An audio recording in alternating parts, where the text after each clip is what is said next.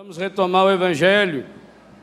Nós terminamos a pregação, ainda estávamos enxergando os homens como árvores que andam. Marcos, vê que não saiu daí, ficou aí o texto. Capítulo 8, é bom deixar uma marca. Teve um lugar, um país que eu fui pregar, quando eu pedi para marcar a página, eles rasgaram. Capítulo 8, verso 22. Nós paramos no versículo 24. Jesus perguntou-lhe: vês alguma coisa? O cego levantou os olhos e respondeu: vejo os homens como árvores que andam. Em seguida, Jesus lhe impôs as mãos nos olhos e ele começou a ver. E ficou curado, de modo que via distintamente de longe. Jesus mandou-o para casa, dizendo: não entres nem mesmo na aldeia. Palavra da salvação. Porque Jesus foi explícito, detalhista na pergunta, a resposta do cego foi precisa. Sabe qual é o grande problema quando nós não entramos nessa luta pessoal para resolver os problemas da nossa vida íntima e não resolvemos? É porque nós não explicitamos para Deus, na nossa oração, aquilo que nós verdadeiramente precisamos. Meus irmãos, a realidade, a vida, seja lá o que for, ela nunca é aquilo que a gente enxerga.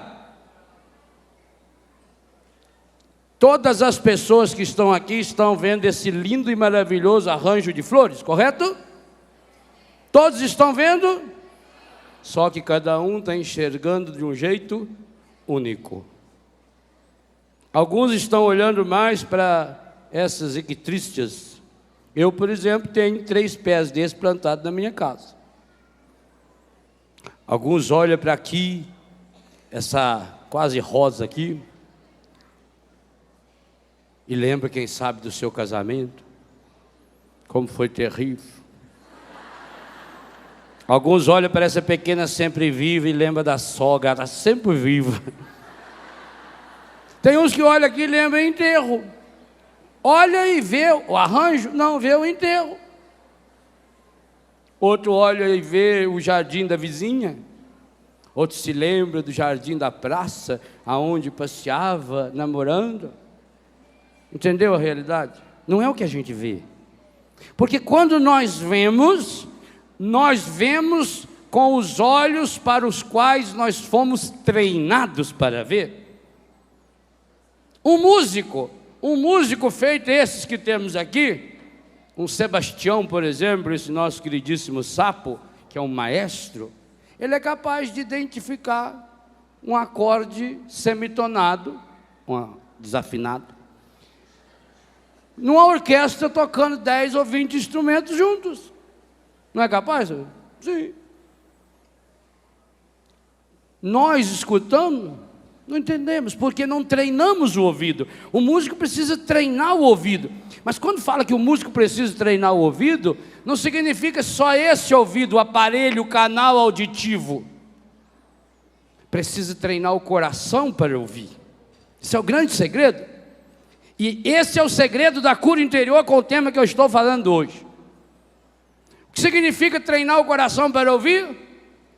Vocês sabiam que Ludwig von Beethoven ficou surdo aos 46 anos? E só depois disso ele compôs 5 das 9 sinfonias? 5, as mais belas. Como é que esse homem compôs a 9ª sinfonia de Beethoven? Surdo! Música clássica! Porque ele não precisava mais da orelha, do ouvido, do tímpano para ouvir. Ele ouvia com o coração.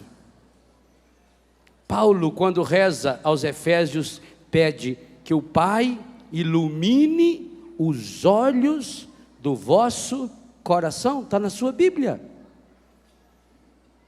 O que significa iluminar os olhos do coração? Significa aquilo que a raposa falou para o pequeno príncipe: só se vê bem com o coração, o essencial é invisível aos olhos. Os olhos enxergam a aparência, os olhos enxergam a realidade. A pergunta de Jesus, ela é espetacular, porque ao perguntar, vês alguma coisa? Ao explicitar a pergunta, é como se Jesus estivesse falando, e Ele está falando, o que você está vendo, como você está vendo. E eu queria ensinar um segredo a você, um segredo precioso para essa luta pessoal, para resolver os problemas da sua vida íntima, sejam quais forem esses problemas. Nunca olhe para as coisas. Nunca olhe para as pessoas. Quem olha para as pessoas não vê as pessoas.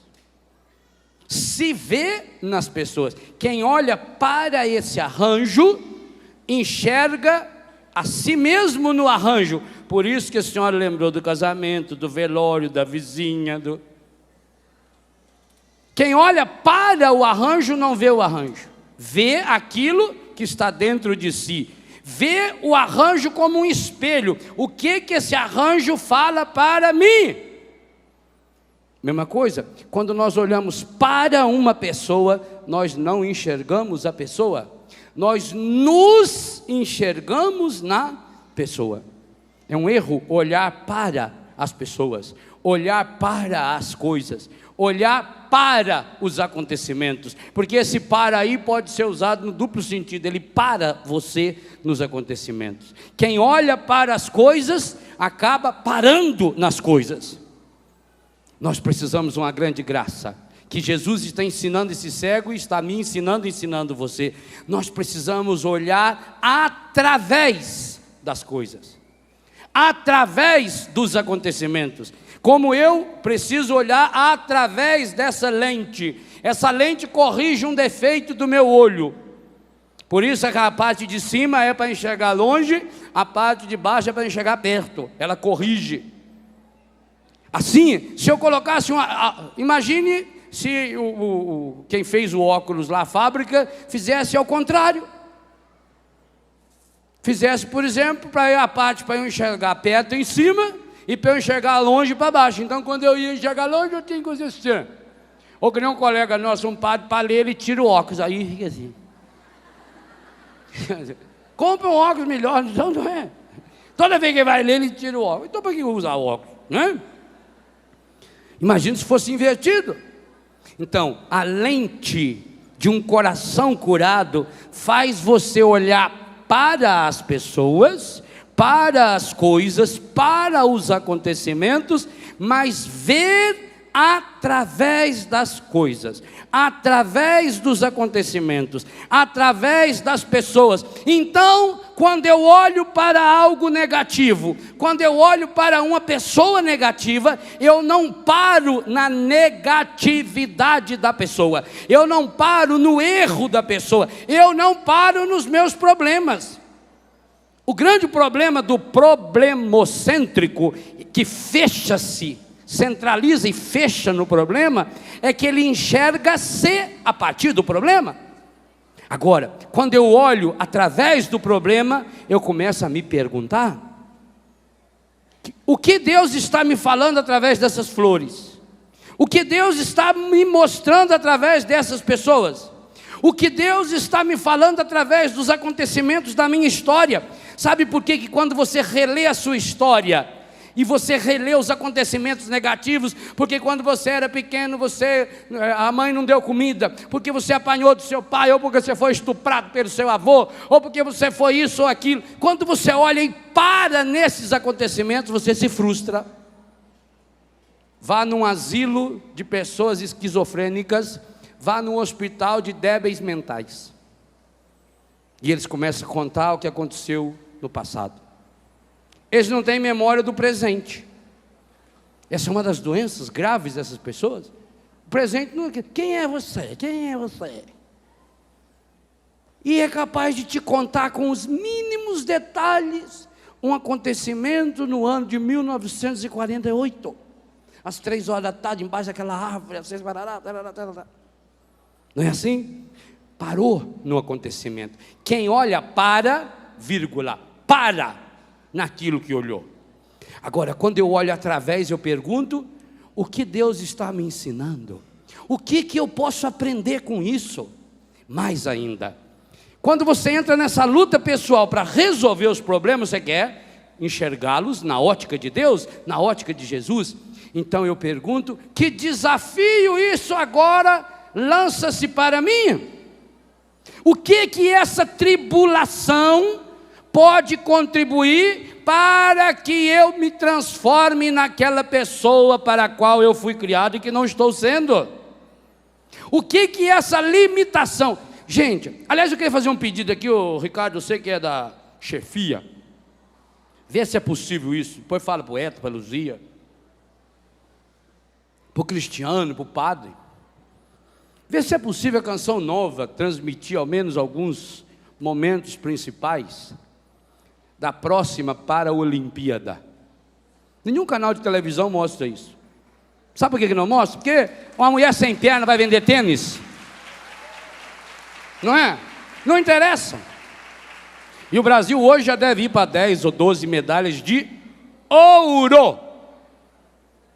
Eu inclusive quero pedir aqui publicamente a produção da minha tenda que traga esses para-atletas na minha tenda. Acho que eu até mereço pelo que eu já escrevi sobre eles. Nós precisamos olhar para essas pessoas e ver: poxa, eles não pararam. A Rosinha que é a menina que o caminhão torou a perna dela, perdeu uma perna, o caminhão levou a perna, mas ela deixou que ele levasse só a perna. E agora, sem perna, ela foi a primeira brasileira a ganhar 2 medalhas de ouro. 2! Ontem uma daquelas meninas, a mais gordona, grandona, que não tem as 2 pernas, a vovozinha da turma com 40 e tantos anos lá dos atletas, ontem ela ganhou uma medalha do lançamento de disco lá, não sei quantos metros, chorava, desesperada e emocionada de alegria, ouvindo o hino nacional, lá em Atenas. Não tem perna. O Clodoaldo já ganhou 3 medalhas de ouro e mais umas 2 de prata, ainda vem mais uma de bronze aí. Lá nos Estados Unidos teve um atleta com as 2 pernas, um nadador também, que ganhou 7 medalhas, saiu nos jornais do mundo inteiro. Pois o Brasil tem um sujeito que não tem perna e ganha o mesmo tanto de medalha. Ora, tem que mostrar essas coisas. E enquanto isso, você com 2 pernas, 2 braços, 2 olhos, 2 orelhas, 15 bocas, 50 nariz, uma língua de 1 quilômetro, fica reclamando: morre, filha da mãe! Está na hora de dar descarga. Eu queria ver a canção nova mostrando. Eu me candidato a ser repórter paralímpico. Eu vou lá entrevistar, eu vou lá. Eu fico fascinado com isso. Para mim isso tinha que ganhar as manchetes de todos os jornais. Que garra, que luta de uma pessoa que não desistiu, e em Deus. Eu falei ontem para vocês, o Clodoaldo toma 8 ônibus por dia para treinar. 8 ônibus. E tem gente que, meu Deus do céu, para atravessar a rua é uma reclamação. Eu vejo gente que para atravessar a rua põe em risco a vida dos outros, porque ali tem o risquinho para atravessar a rua, né? Mas não atravessa ali, quer atravessar aqui, que é mais perto. E ainda quer que o cara para aí para passar. Se eu estiver passando, tiver uma poça d'água, eu quero jogar água na velha assim para prender. Tem passarela. Reclama, morre. Você já venceu. Deus não aguenta mais você. Sabe por quê? Porque Ele pergunta para você: vês alguma coisa? E você, ao invés de contar para Ele que está vendo errado, você começa a reclamar porque não vê. Outra coisa, você, muitas vezes, quando Ele pergunta, vê alguma coisa, você olha com os olhos humanos e pensa: meu Deus, esse homem me acolheu, veio cansado daquela viagem, me tomou pela mão, me trouxe aqui para fora, carinhosamente passou saliva no meu olho, pôs a mão em mim várias vezes, impondo-lhe as mãos, rezou por mim. Eu não posso decepcioná-la agora e dizer que eu não estou enxergando. Não é assim? Quem aprende a cobrar amor faz isso na oração. Mas esse menino, graças a Deus, era cego, mas não era besta. Uma das vantagens das bestas é que elas enxergam no escuro. Essa é uma das vantagens. Esse menino era cego, mas teve a coragem de contar para Jesus: vejo os homens, parecem árvores que andam. Gente, a resposta mais absurda dele provocou um milagre maravilhoso. O que aconteceu em seguida? Está aí na sua Bíblia? Antes, o que Jesus tinha feito com ele? Vamos retomar para não esquecer. Recebeu, deu a mão para ele, levou para o lugar lá fora, passou saliva nos olhos dele, pôs a mão, rezou e perguntou 6 coisas. E a resposta dele foi: vejo os homens como árvores que... Agora, o que Jesus faz? Diz que Jesus só... Não diz nem que rezou, diz. O que está escrito aí? Igualzinho, lê. Em seguida, Jesus impôs as mãos e perguntou. Nem diz que rezou. Mas não era hora de Jesus aí dar um chacoalhão para valer, dar um lava-cara nele? A base para o milagre estava feita, porque ele foi honesto. Então, agora precisou só de um toquezinho. Gente, aqui está uma coisa muito importante que a gente chama de oração de saturação. Nós somos imediatistas, nós queremos resolver as coisas na hora. Nos ensinaram que a gente aperta um botão e tudo se resolve, e não é assim. Jesus tinha poder e teve poder de fazer milagres maravilhosos. Por que Jesus não deu um toque de longe e já curou esse homem? Por que Jesus foi levá-lo lá fora, lá longe, sozinho? Por que Jesus fez todo esse processo e ele não conseguiu enxergar da primeira vez? Porque a luta pessoal para resolver os problemas da vida íntima exige a perseverança, a persistência, a insistência. Você cai e levanta de novo, você recomeça, você não pode parar. Desanimar por quê? Por que desanimou? Tem jeito. Então, Jesus impôs as mãos. E o que São Marcos conta é um detalhe espetacular. Eu disse que parece mais São Lucas. Parece um erro também. Impôs as mãos nos olhos e ele começou a... Mas como começou a ver se ele já estava enxergando antes? Se ele já não estava enxergando os homens feito árvores que andam? Não. Aquilo que você pensa que está enxergando, você não está enxergando. Enquanto você não enxergar aquilo que é, você não enxerga, você é cego. Começou a ver e ficou curado. Parece um erro, parece que o texto está fora da lógica. A lógica seria: ficou curado e começou a ver. Mas São Marcos disse que primeiro ele ficou curado. Primeiro que ele começou a ver e depois ficou. A cura é consequência do jeito que você olha para a vida. A cura é consequência do jeito que você começa a olhar para as pessoas. Quando você começa a olhar para os problemas, dando-lhes o lugar que eles merecem. De problemas na minha vida, poucos ou muitos, isso pouco importa.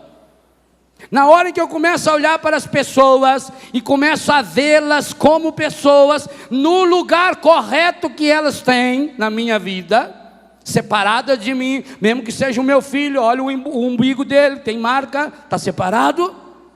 Na hora em que eu começo a ver, bastou ele começar a ver para ele ficar curado. Mas continue lendo como está aí. De modo que via distintamente de longe. Sabe por quê? Porque só quando você se afasta, você consegue ver a realidade toda. Quando a gente se aproxima muito de uma realidade, a gente não a enxerga no seu contexto. E um texto fora do contexto vira pretexto. Olhe para a pessoa na sua história. Nós costumamos olhar para as pessoas e isolamos o momento. Nós fechamos a lente. Nós concentramos a visão do nosso coração naquele momento. E aí passamos a levar essa imagem para o outro. Fulano não vale nada, fulano fez isso, fez aquilo, e fez aquilo mais, aquilo mais, aquilo mais. Então eu não enxergo, eu não vejo distintamente. Para ver distintamente eu preciso me afastar. É por isso que nós precisamos nos afastar. Eu não acredito em cura interior de uma pessoa que não se afasta alguns minutos por dia, algumas horas por semana, alguns dias por ano. Não consigo. Está lá em Lucas 6,12, Jesus retirou-se para a montanha e passou ali a noite inteira em oração a Deus. Se Jesus, que era Jesus, precisava se retirar para a montanha para rezar, imagina eu e você. Retira, desliga-se, afasta-se. Você não é insubstituível. Isso aí é um complexo de superioridade que você tem que encardir depois na sua cabeça, que você acha que sem você nada se resolve. Resolve muito bem, por sinal. Eu costumo dizer sempre, quem não vem não faz falta. Não conte com quem não veio. Não veio e não acabou. Eu preciso ver a realidade. Para ver distintamente eu preciso me afastar. Por isso, qual é a ordem que Jesus deu a ele? Não pare nem na... O que significa aldeia aqui? O lugar que a pessoa vive. Não pare mais na sua aldeia. Talvez sua aldeia seja aquela casa do vizinho. Talvez seja aquele boteco. Talvez seja aquele lugar que você vai usar droga. Talvez seja aquele lugar onde você vai se prostituir. Não pare naquela aldeia. Veja além dessa aldeia. Agora, aqui vem um segredo fundamental, meus irmãos. Você não pode desistir. Porque o desânimo é a arma predileta do encardido? Porque é a arma mais cara que ele, a ferramenta mais cara que ele botou à venda. Porque o desânimo faz com que você não perceba que quem está conduzindo você, feito uma marionete, é o encardido. O desânimo faz você enxergar os problemas com lente de aumento. O desânimo faz você deturpar a realidade. O desânimo faz você se cansar antes de começar a andar. E qual é o grande problema que leva a pessoa ao desânimo? A falta de um sentido para a sua vida. Se você acha um sentido para a sua vida, meu irmão, minha irmã, aconteça o que acontecer, você chega lá. Você não para enquanto não chegar. A gente só desiste porque não quer ir. O mundo se afasta e deixa passar quem sabe para onde vai. Você tem que ser feito um cachorrinho que sentiu o cheiro e vai atrás até achar. E enquanto não acha, ele insiste, ele persiste. Eu tenho cachorrinho lá que é capaz de passar uma noite inteirinha latindo embaixo de uma árvore, porque o gato está lá em cima e ele queria saudar da paz de Cristo para aquele gato. Quer um cachorrinho carismático? E ele fica lá. Ele fica com raiva dele, aí vai aumentando a raiva dele do gato. Aí ele fica com raiva, eu já perdi uma hora aqui com você, gato, fiado da mãe, agora que eu não saio daqui. E o gato parece que ri dele. E ele está lá, se você não tirar, ele fica lá. Não é assim? Você precisa enxergar esse gato. Você precisa achar um sentido para a sua vida. Quem não tem um sentido para a sua vida só anda empurrado. As pessoas estão procurando só ladeira. Ladeira qualquer coisa leva. Você precisa subir as colinas. Agora, para isso, você precisa se vacinar contra o desânimo social, contra a maioria. Eu estou entendendo, ainda comentava isso com o Padre Jonas hoje de manhã. Por que Deus nunca vai pela maioria? Nunca.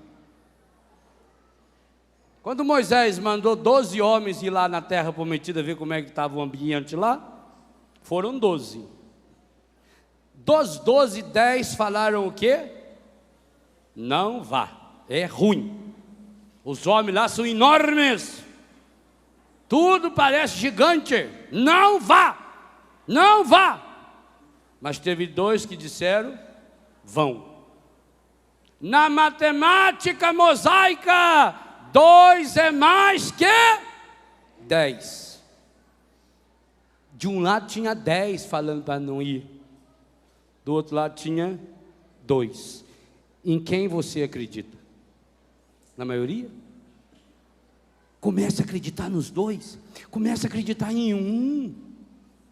Comece a acreditar em meio, se esse meio for você.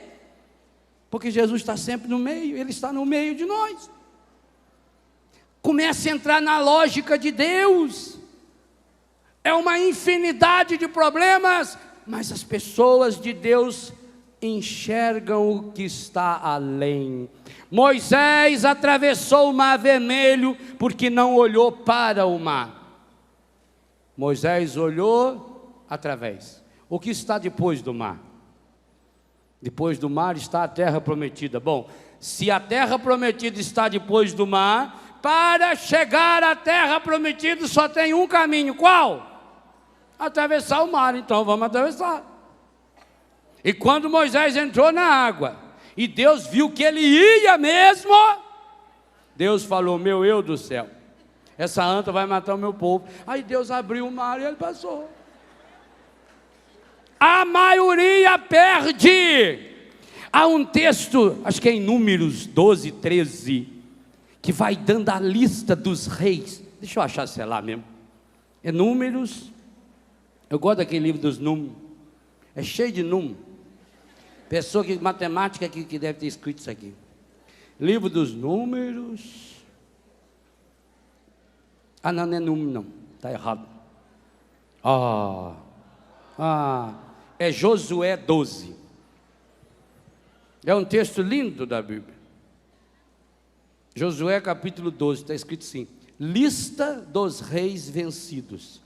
Estes são os reis que os israelitas derrotaram e cujos territórios ocuparam além do Jordão, para o nascente desde a torrente do Arnon até o monte Hermon, com a planície do Oriente. O Sion, rei dos amorreus e dos Zebom, ele era Zebom, mas ficou Zemal, porque perdeu. Seu domínio estendia-se, não sei de onde, até não sei para onde. Vai indo, o rei do Bazã. Moisés, servo do Senhor, e os filhos de Israel, versículo 6, derrotaram-nos. E Moisés, servo do Senhor, deu sua terra aos Rubenitas, aos Gaditas e à meia tribo de Manassés. Esses são os reis da terra que Josué e os israelitas derrotaram aquém do Jordão. Primeiro tiveram que derrotar antes, agora é depois. E aí vem a lista é joia. Do 9 ao 24. Foram eles, o rei de Jericó, o rei de Rai, perto de Betel, o rei de Jerusalém, o rei de Hebron, o rei de Jerimote, o rei de Laquis, o rei de Eglon, esse aí que era um gordão lá, que meteram a faca na barriga dele, o rei de Gasser, o rei de Dabir, o rei de Gader, o rei de Herma, o rei de Hered, o rei de Libna, o rei de Odolão, o rei de Maceda, esse tem um aqui que nós precisamos derrotar também, o rei de Betel, o rei de Tafna, o rei de Ofer, tudo nome bom para você pôr nos filhos que vem, o rei de África, o rei de Lazaron, esse de Lazaron era Lazarado, o rei de Madom, o rei de Azor, o rei de Semeron, o rei de Aksaf, esse era Aksafador, o rei de Tanake, esse é japonês, o rei de Tanake, é rei também, levou na chulapa, o rei de Magedo, o rei de Cádiz, o rei de Jacanã, pertinho de São Paulo, Jassanã, e lá no Carmelo, o rei de Dor, também de Dor vai querer o quê? Sobre os altos de Dor, o rei de Gojin, esse também é o chinês, Gojin, mas ele perdeu. Em Gálgala, o rei de Terça, Ao todo, 31 reis. Que espetáculo, gente. Eu sou apaixonado na Bíblia exatamente por isso. Na Bíblia, a maioria perde. Você está do lado da maioria?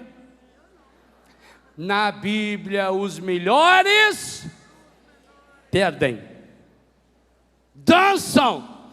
Deus escolhe sempre os piores. Olha o exemplo.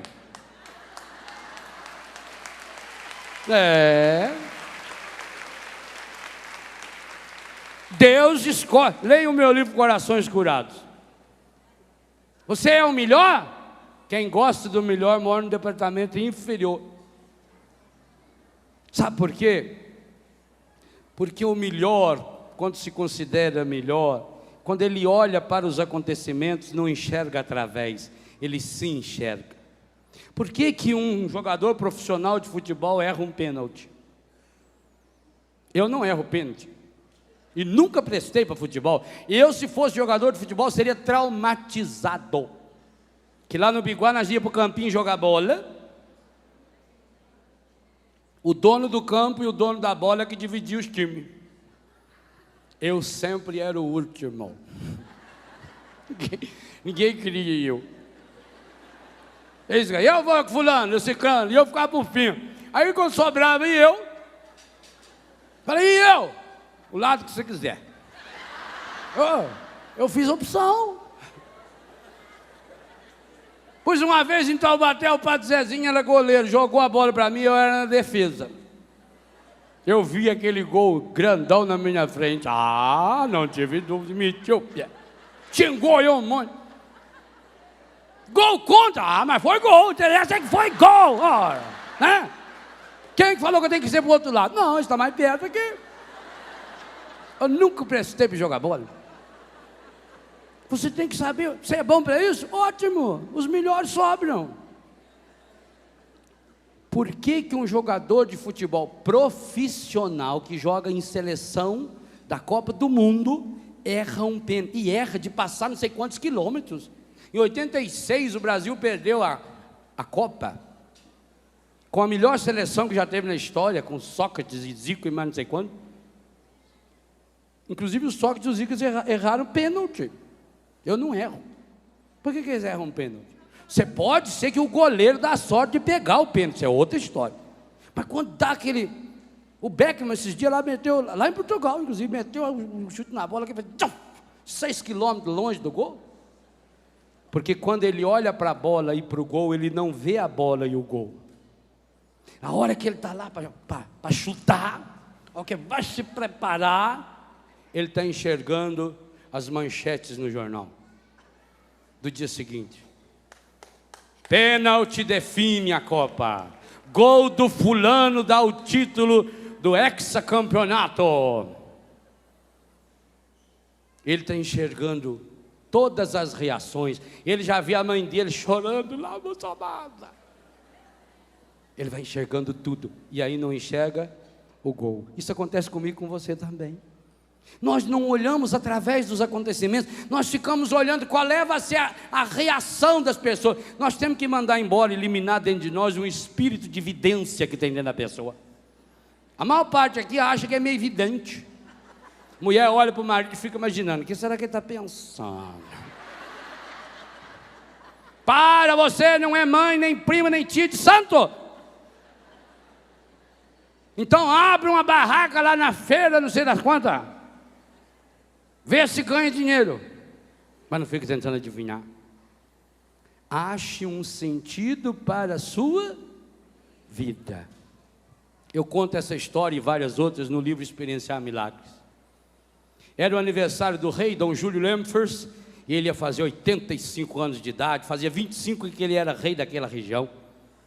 Então os preparativos, as festas maravilhosas, os últimos 10 dias seriam dias de festa para a cidade inteira, e o último dia então era o grande dia. Vinham reis, rainhas, imperadores, até o Filipão veio de Portugal para participar da grande festa do aniversário do rei. E naquele dia, a competição mais esperada, a subida ao poste real. Dom Júlio mandou fazer um poste, um pau de sebo enorme, de 25 metros de altura. Comprou uma resina especial e mandou besuntar aquele poste com aquela resina. E quem conseguisse subir aquele poste, 25 metros, lá em cima tinha uma caixa enorme, toda cheia de desenho de comida e de dinheiro.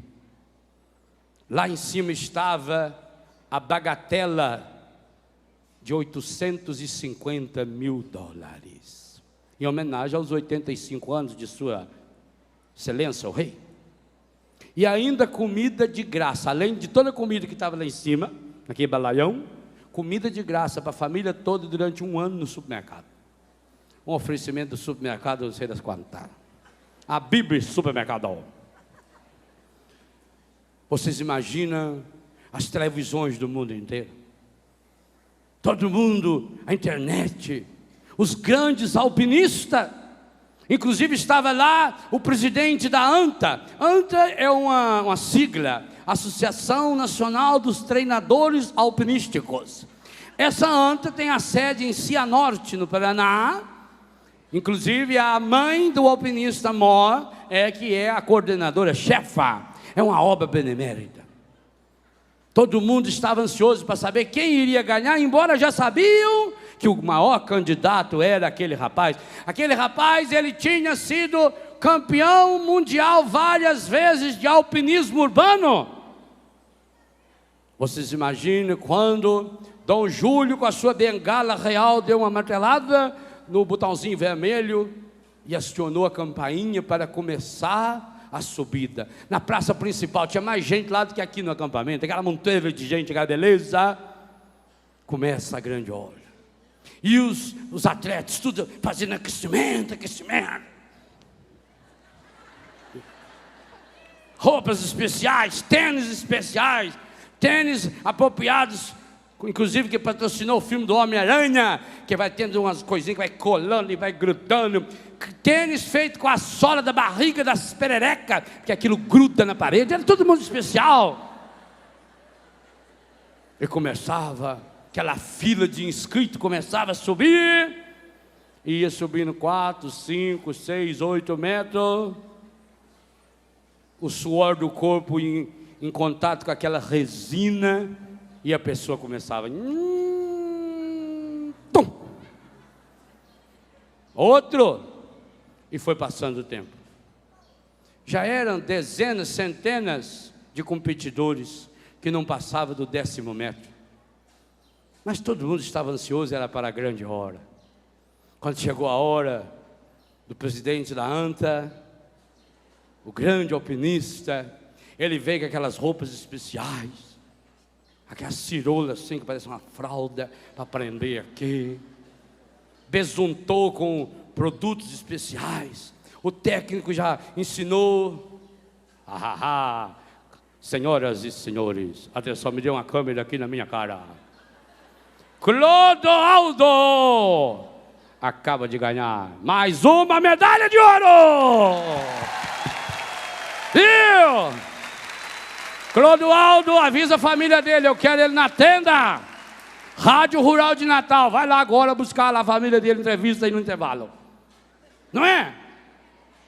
Já é, como é que chama aquele americano que ganhou a meia dúzia lá? Que baixinho da natação. Ganhou uma até sem nadar. Esse é o nosso. Clodoaldo, esse é o nome. Aliás, eu dedico uma história nesse livro a um personagem chamado Clodoaldo. Então, a grande hora, aquele atleta iria subir. Todas as televisões vieram e jogaram para entrevistá-lo e perguntaram qual é as suas expectativas. Não, eu estou muito tranquilo, eu sei que é uma competição muito difícil, e inclusive eu quero já deixar bem claro que eu vou oferecer o prêmio. A ANTA lá em Cianorte, que a senhora minha mãe coordena, que é uma associação benemérita, filantrópica, para ajudar a todos aqueles que trabalham comigo na minha obra social de alpinismo, treinadores de alpinismo nacional. Nós estaremos lá dividindo o prêmio, inclusive quero dar um pouco do alimento que nós vamos ganhar para a Toca de Assis, em homenagem ao meu queridíssimo Padre Roberto, que quando eu era do Santos, ele torceu muito por mim, contra mim, mas depois eu fui para Corinthians, aí ele passou a ser um grande amigo meu, e nós vamos ir para... Como é que você se preparou? Não, eu fiz os aquecimentos, eu corria todos os dias, etc. Chegou a hora. Ele se aqueceu, olhou. O técnico pediu para afastar o povo dele, para ele se concentrar.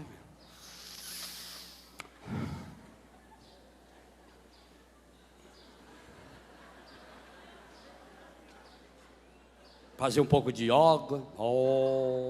Concentrado. Abraçou aquele poste real encebado, como se abraçava a Ana Paula Arósio. E começou a subir. O ângulo do queixo formando 92 graus, perpendicularmente ao diâmetro do poste. E ele foi subir.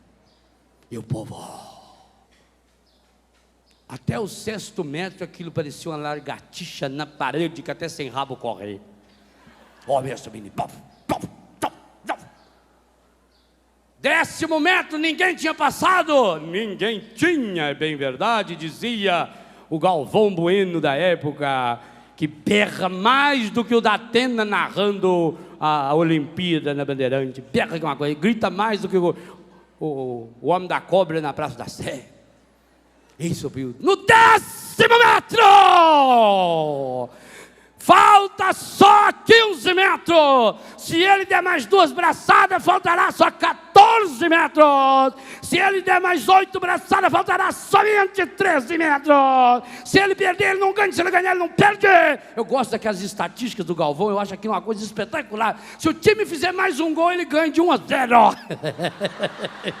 Puta homem burro, minha nossa. Eu tenho dó daquele homem. Ele é burro demais. Se fizer um gol, ganha. Se fizer um gol, tá 0-0. Se fizer um gol, ganha. É claro. Isso até eu sei, eu disse mesmo. Passou pelo 11º metro, 12º. Senhoras, observe a técnica. Como é que ele joga o contorno do braço direito, o muque dele direito, forma como se fosse um gancho no poste. O muque esquerdo sobe para lá, e ele vai, e o joelho ajuda. 12º, 13º, 14º. Parece que ele está tendo problema no 14º. Parece que ele está patinando. A impressão que se tem, eu não estou vendo bem daqui, você por favor que está aí perto, olha, eu não estou vendo bem daqui das câmeras está parecendo que ele não está mais subindo, ele está cansado, ele está fatigado. Infelizmente parece que houve algum problema, e...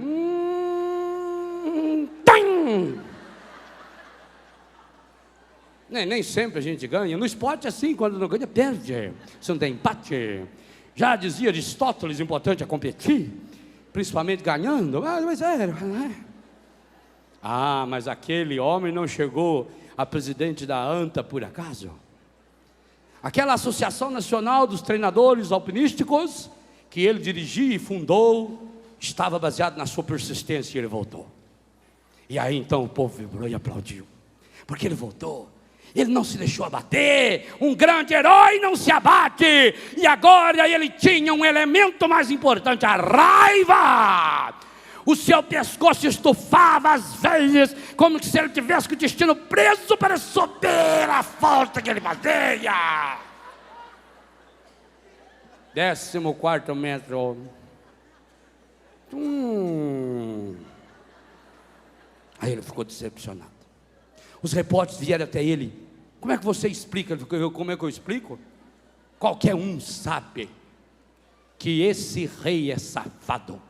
Esse rei criou um poste real, um pau de sebo encebado, impossível de ser atingido ao seu topo. É por isso que ele ofereceu $150 mil. Você acha que esse rei, ele agora está lá no palácio, rachando o bico de dar risada de novo? Eu subi a torre da antena em Toronto, no Canadá. Inclusive estava lá o senhor Ricardo Sá fazendo uma matéria na igreja de São José para fazer um clipe para a academia. Eu vi 600 metros. Eu subi as torres do World Trade Center no dia 10 de setembro de 2001. Ia subir de novo no dia seguinte, tive um pequeno problema e não subi. Eu subi a torre da antena em Brasília. Eu subi aquilo. Eu subi pelo lado de fora o Terraço Itália, segunda-feira passada, para participar do lanche do chá que a Canção Nova ali ofereceu naquele terraço. E agora, eu não tô, o meu problema não sou eu, porque todos nós já derrotamos, mas acontece o que eu não me conformo, é a injustiça desse rei, que manda betumar esse poste, para que ninguém vença. Isso é um absurdo, porque eu fiz um cálculo, o pi elevado ao quadrado da subida cônica desse poste. Na medida que a pessoa vai subindo, o corpo da pessoa vai alargando no seu peso, e uma pessoa de 70 quilos que nem eu, quando chega no 15º metro, é como se ela tivesse 718 quilos. É impossível essa pessoa subir. Eu digo aos senhores, é impossível! E proponho, isso não pode ficar assim. O rei tem que baixar o poste, porque se baixar o poste em 10 metros para 15 metros, inclusive não quero me gabar e dizer que o problema sou eu. Se o rei abaixar esse poste em 10 metros, eu me abstenho de subir, para que um de vocês, povo que luta, povo que sofre, consiga subir. Vamos fazer o movimento, abaixa o poste. E o povo começou, abaixa o poste. Goste ou não goste, seu rei, abaixa o poste. Goste ou não goste, seu rei, abaixa o poste. Abaixa o poste. E começou aquelas bandeiras, aquelas estrelas avermelhadas, roxeadas. E abaixa o poste, abaixa o poste, abaixa o poste. Aquele povo tudo berrando, abaixa o poste. Foi bom porque saíram de perto do poste. Chegou ali o Josias.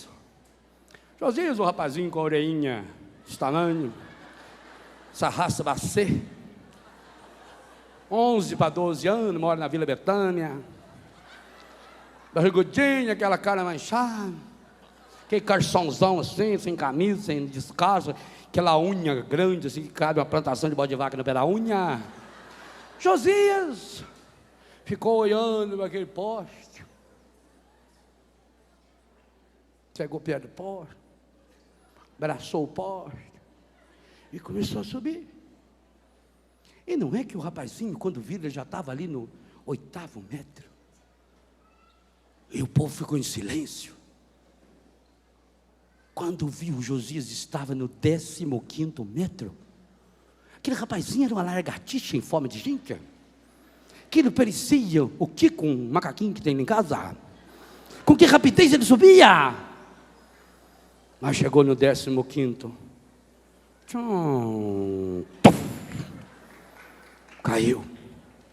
Caiu no chão aquele areião. E do que ele caiu, se levantou, começou a limpar aquela areia, o corpo dele sujo de suor, daquele betume. Ele olhou para o poste, deitou de novo na areia. Fez-se ali um Josias, a milanesa. E ele voltou para o poste. E o povo começou a gritar: desiste, não consegue, vai cair, desiste, desiste, desiste. E ele foi subindo.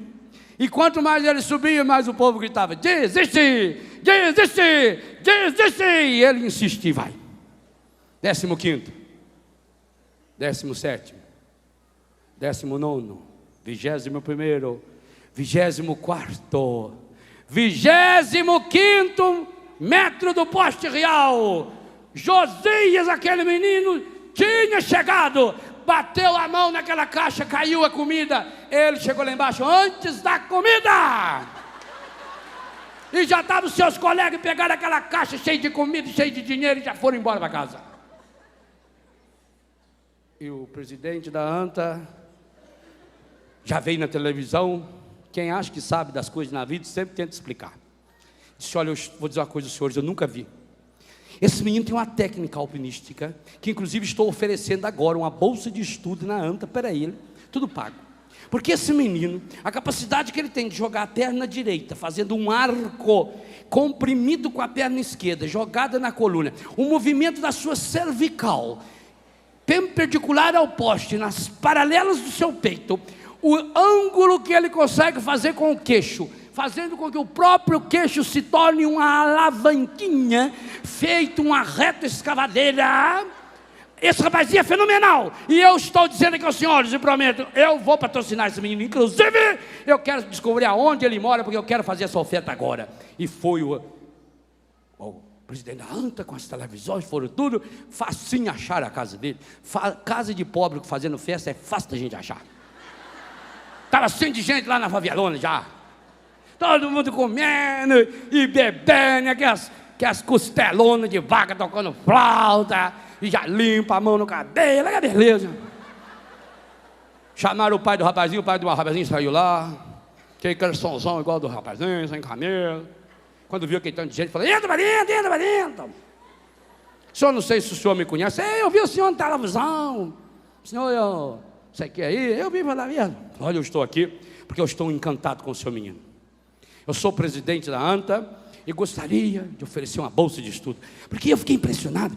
Eu queria saber qual é o segredo que esse menino tem, o que esse menino sabe de alpinismo. Falou: meu filho não come alpiste. Não, senhor. Não é alpiste, é alpinismo. Eu queria descobrir a técnica desse menino, quem treina esse menino, que menino fenomenal. O povo inteiro estava lá e viu a vitória desse rapazinho. Ele subiu, ele ganhou lá, trouxe comida para nós, tudo. Mas eu queria que o senhor me ensinasse foi a motivação fundamental que levou esse grande herói a subir no poste real. Porque motivação, eu não sei o que o senhor está falando. Qual é o segredo? Falou: o segredo, meu filho, o segredo é 2. Primeiro, fome. O senhor já passou fome na vida? Quando o meu rapazinho viu que tinha comida lá em cima, meu filho, isso aqui é a primeira refeição que nós comemos hoje. Falou que tem comida, ele é pior que o padre Fernando, ele vai mesmo. Sim, eu até concordo que a fome é um elemento motivador, intrínseco, que explicita um esforço ergométrico da pessoa.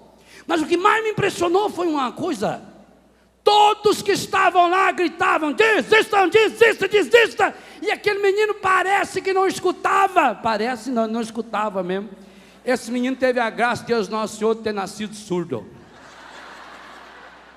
Pois eu digo a você, para você não desistir, você precisa dessas 2 coisas. Primeiro, fome.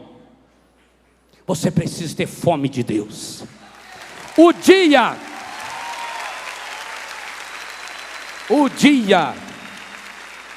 que a sua fome de Deus for maior que todas as outras fomes que você tem, não tem poste que segure você. Tenha fome de Deus. O dia que a fome de Deus for maior que os seus problemas, você subirá a postes que os grandes alpinistas não subiram.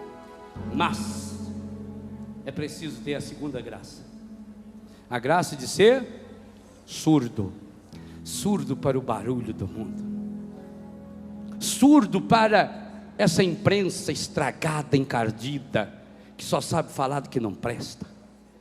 Põe a mão no ouvido. Surdo para a fofoca, surdo para as palavras perniciosas, surdo para os discursos dos problemacêntricos. Como é que é? Problemocentrismo. Os problemocêntricos. Você precisa ser surdo. Você precisa ser surdo para aqueles que já perderam tudo e estão desejando que você perca também. Mas você não pode perder, porque não pode esquecer: Ele que curou os olhos dos cegos, Ele curou o ouvido dos surdos, Ele curou a voz dos mudos, Ele curou os paralíticos, Ele curou os corações feridos e machucados. E hoje Ele quer curar o seu coração. Faz dó maior aí, por favor. Hoje Ele quer curar também o seu coração. Talvez você não o conheça, eu o apresento a você. Conheço um coração tão manso, humilde e sereno, que louva o Pai por revelar seu nome aos pequenos, que tem o dom de amar, que sabe perdoar, e deu a vida para nos... Fica de pé e peça para valer para Ele. Jesus,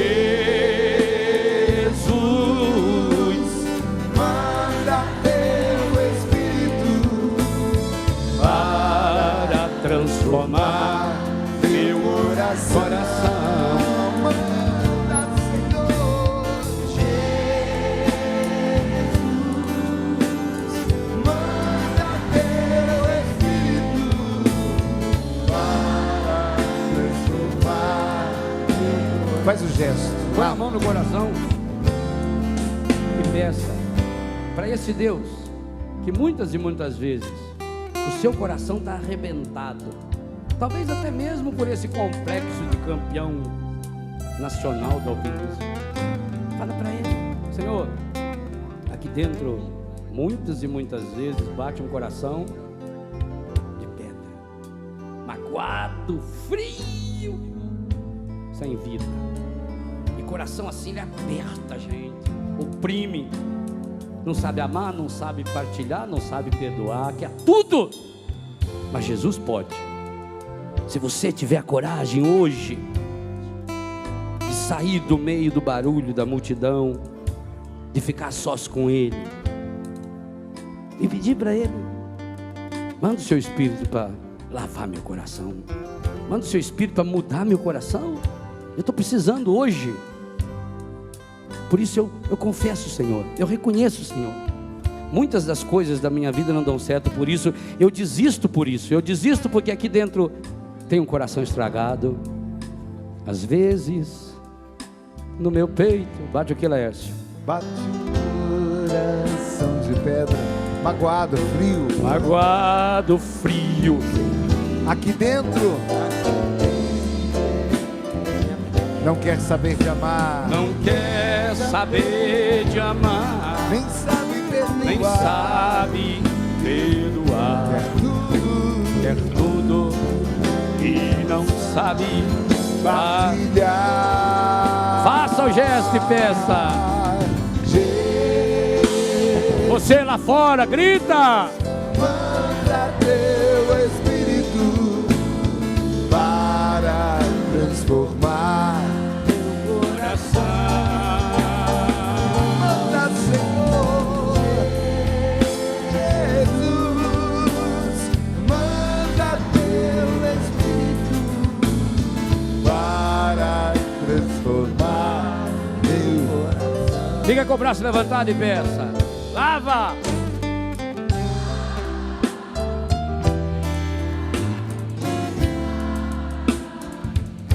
Serás o nosso Deus. E nós? Respira fundo e diz: vai. O quê?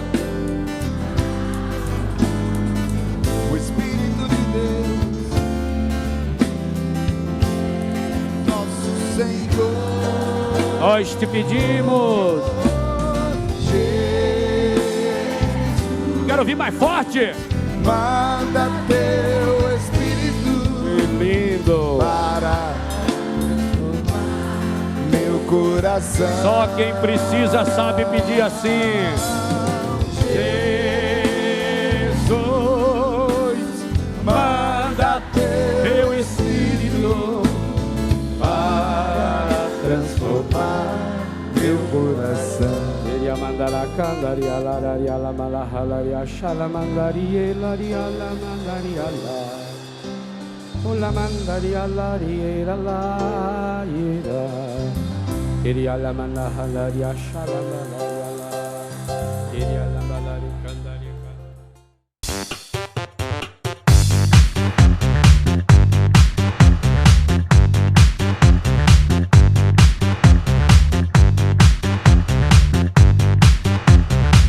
renovaplay.com. Assine já!